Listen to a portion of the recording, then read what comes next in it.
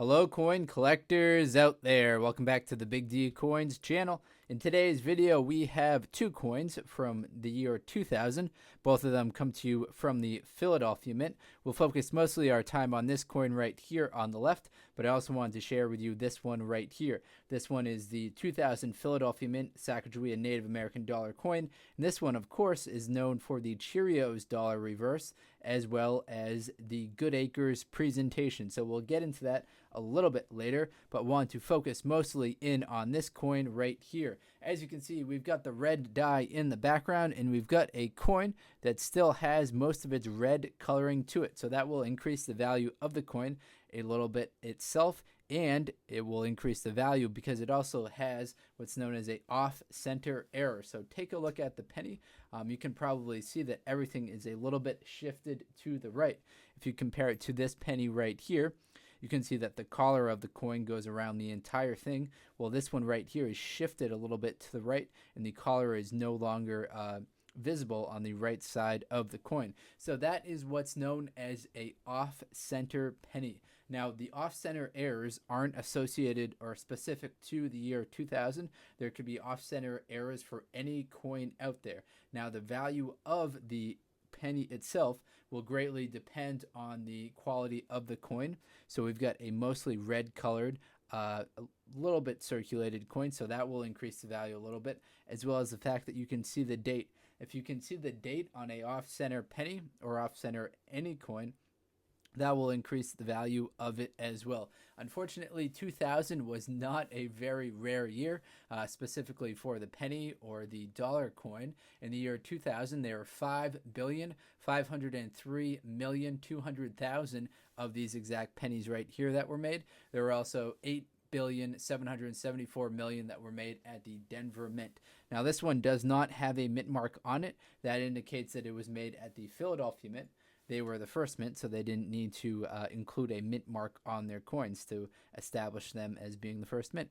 All right, so we flipped it over. We can see that it is slid a little bit to the right here, just like we saw on the obverse of the coin. So here's a definition of off-center errors: coins that have been struck outside the collar that holds the coin in place when it is struck.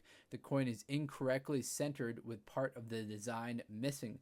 So we're incorrectly centered right here, and we're missing a little bit of the design that would be on the right side of the coin. Now, as far as the value of off-center errors go, it's kind of broken down between 20 to 40% off-center versus 40 to 90% off-center. The 40 to 90% off-center will be worth more money because those are bigger errors and they should have been detected by the Mint employees. As far as the Lincoln cents goes, from 1909 to 1982, a 20% off-center error will be worth around $5. From the more modern Lincoln cents, which are 1982 until today, those ones which are made out of zinc, those will be worth about $2. Now, a real valuable off-center error will be the 1943 steel penny. If you've got one that's in the 20 to 40% off-center, that'll be worth around $100. A off-center Lincoln steel penny that's in between 40 and 90% off-center, that'll be worth $500 to $750. So maybe you got lucky and found a steel penny that is off-center. That would be worth a significant amount of money. Unfortunately, because the mintages on the year 2000 are so high, I imagine there are quite a lot of off-center errors out there, as well as it's made from the zinc composition, so they're really producing a lot of coins then, and the metal value of the coin itself isn't very valuable. However, there are some other well-known errors associated with the year 2000, in particular the wide AM reverse. So let's flip it over. If you've got a penny, a Lincoln penny, and it's dated 2000, you should check to see if you had the wide AM reverse. So this right here, see how there's not much space between the A and the M of America? That is how it should look. However, if yours is wide, it's a variety that will be worth a little bit more than face value. So here's what PCGS has to say about the Lincoln penny with the wide AM reverse. The reverse of the business strike coin was actually struck with the reverse of the proof die accidentally. So these are there are 3 recognized dates with the Lincoln cent business strike cents which display proof reverse designs.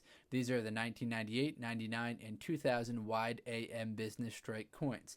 The 2000 wide AM is the most common of the three. The coin sells for around $5 in the lowest condition and up to around $1,000 in very high mint state condition.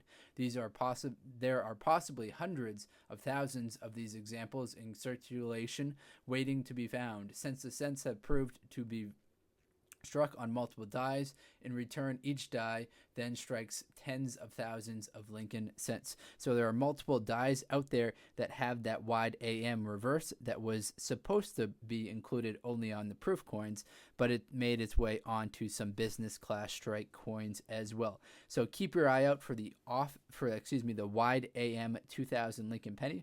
If you've got any coin, Lincoln penny, dime, nickel, quarter, half dollar, dollar, that's off center, that will be worth a little bit of money as well. Around $5 for the Lincoln pennies, around $2 for the Lincoln cents that are made after 1982 that are in that 20 to 40% off center range. Now, of course, it's hard to talk about the year 2000 without talking about the Cheerios dollars or the Cheerios pennies. The Cheerios pennies were a lot more common than the Cheerios dollars, so that makes the Cheerios dollars more valuable.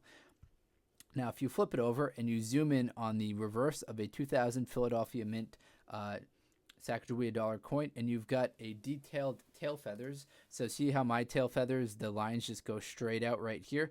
Now, if you've got more details like lines that go vertically as well, like you see up here, see that detail? If you've got that detail located on the tail feathers, then you could have what's known as a Cheerios reverse. Now, these were used as a promotion that were put into Cheerios boxes in the year 2000. There were only 5,500 of these that were produced.